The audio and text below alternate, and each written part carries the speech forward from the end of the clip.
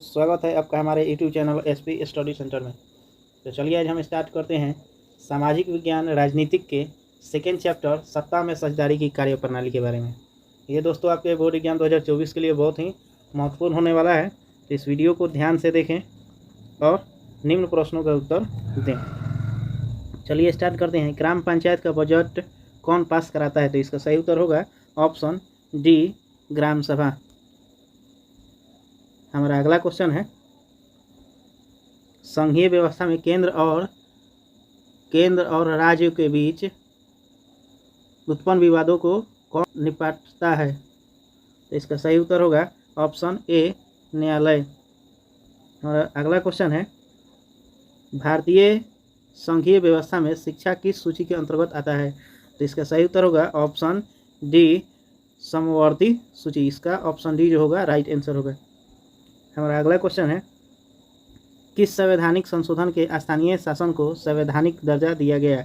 इसका सही उत्तर होगा ऑप्शन बी, 73वां और 74वां। दोस्तों इसका जो राइट ऑप्शन होगा ऑप्शन बी होगा, 73वां और 74वां। हमारा अगला क्वेश्चन है, निम्नलिखित में से किस राज्य का नाम बदल दिया गया है? किस राज्य का नाम बदल दिया गया है? तो इसका सही उत्तर होगा ऑप्शन सी, उड़ीसा। उड़ीसा का नाम दोस्तों बदल दिया गया है। हमारा अगला क्वेश्चन होगा, संघ राज्य की विशेषता नहीं है। संघ राज्य की विशेषता नहीं है, तो दोस्तों इसका सही उत्तर होगा एकहरी शासन व्यवस्था। हमारा अगला क्वेश्चन है, समवर्ती सूची में रखा जाता है। तो इसका सही उत्तर होगा ऑप्शन बी, केंद्र एवं राज्य दोनों को। तो इसका सही उत्तर जो होगा दोस्तों ऑप्शन बी होगा, केंद्र एवं राज्य दोनों को। हमारा अगला क्वेश्चन है, लोकतंत्र में निम्नलिखित में से कौन राजनीतिक शक्ति का स्रोत है? तो इसका सही उत्तर होगा ऑप्शन डी, जनता।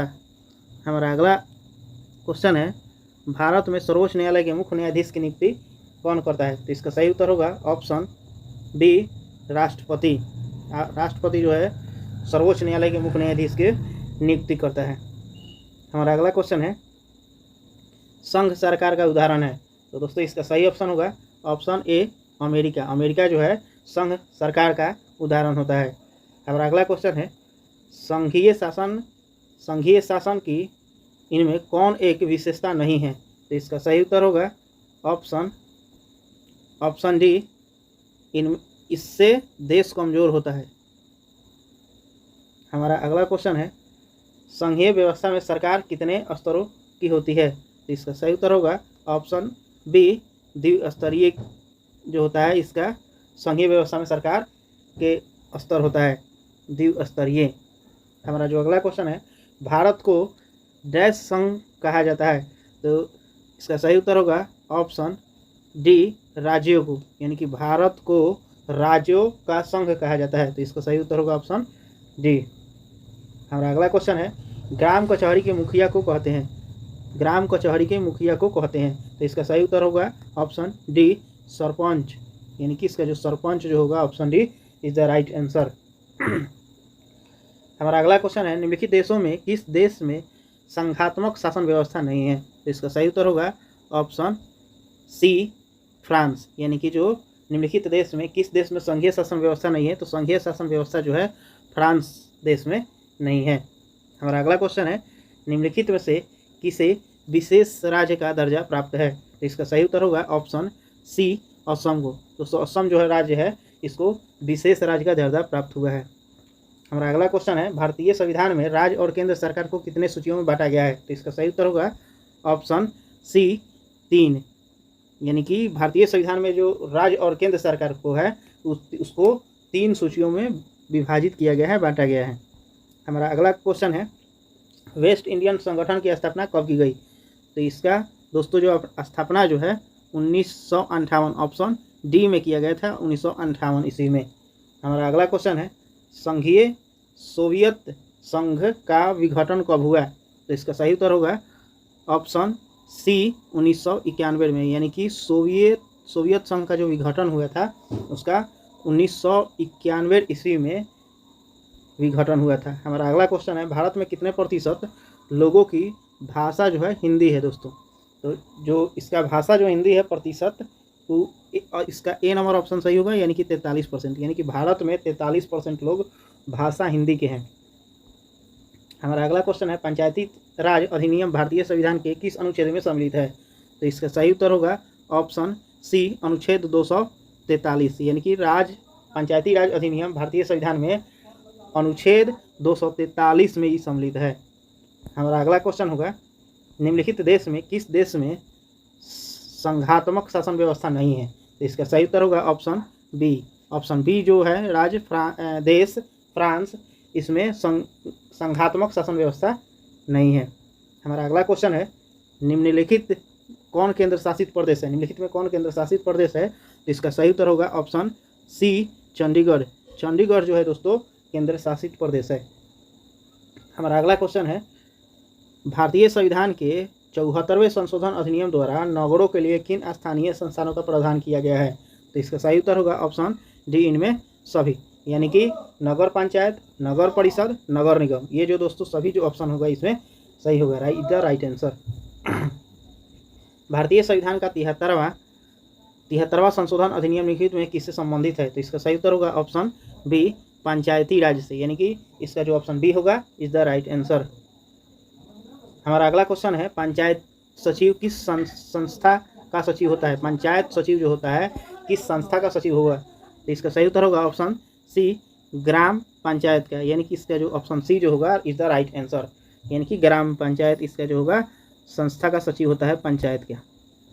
हमारा अगला क्वेश्चन है, भारत की भाषा नीति का एक सही लाभ क्या है? तो दोस्तों इसका सही उत्तर होगा ऑप्शन डी, राष्ट्रीय एकता मजबूत का, यानी कि भारत की भाषा नीति का जो सही लाभ है उसका सही आंसर होगा राष्ट्रीय एकता मजबूत का।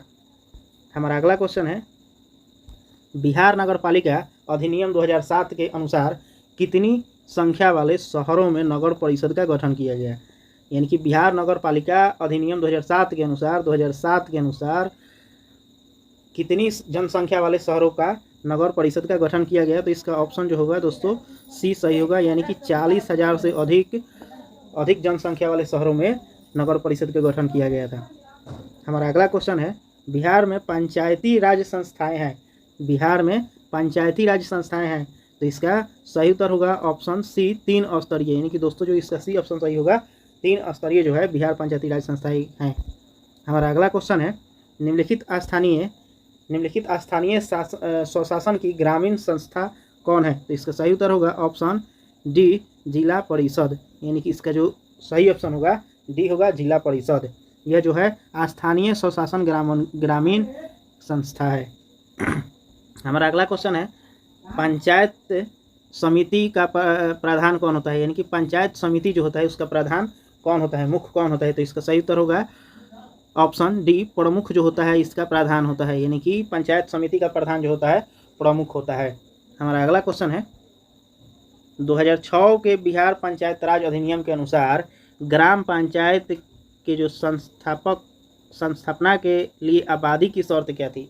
यानी कि 2006 के बिहार पंचायत राज अधिनियम के अनुसार ग्राम पंचायत जो स्थापना किया गया था उसका शर्त क्या था? तो इसका सही उत्तर होगा ऑप्शन डी, 10,000, यानी कि इसका 10,000 पंचायत जो राज अधिनियम के अनुसार जो किया गया था 10,000 इसका राइट आंसर होगा।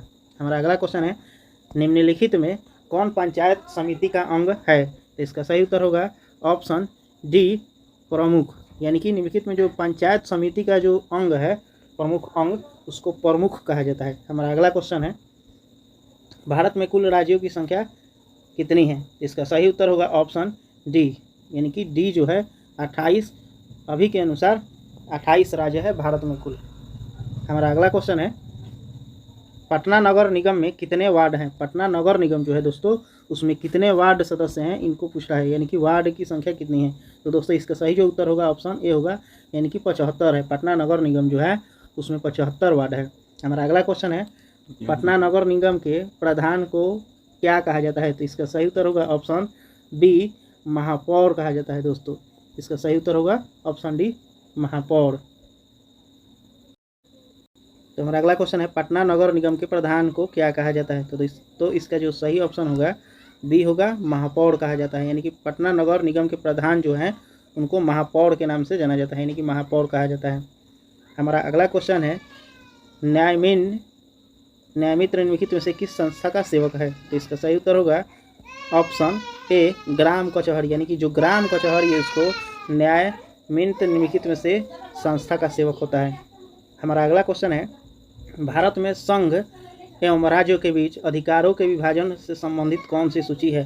तो इसका जो ऑप्शन होगा दोस्तों, option D is the right answer होगा, यानी कि इनमें सभी जो है वो सभी संबंधित सूची है विभाजन का, यानी कि इसका संघीय सूची जो है, राज्य सूची है और समवर्ती सूची, ये तीनों जो ऑप्शन में दिया गया है ये सही होगा, यानी कि ऑप्शन डी जो दिया है इनमें सभी इज द राइट आंसर।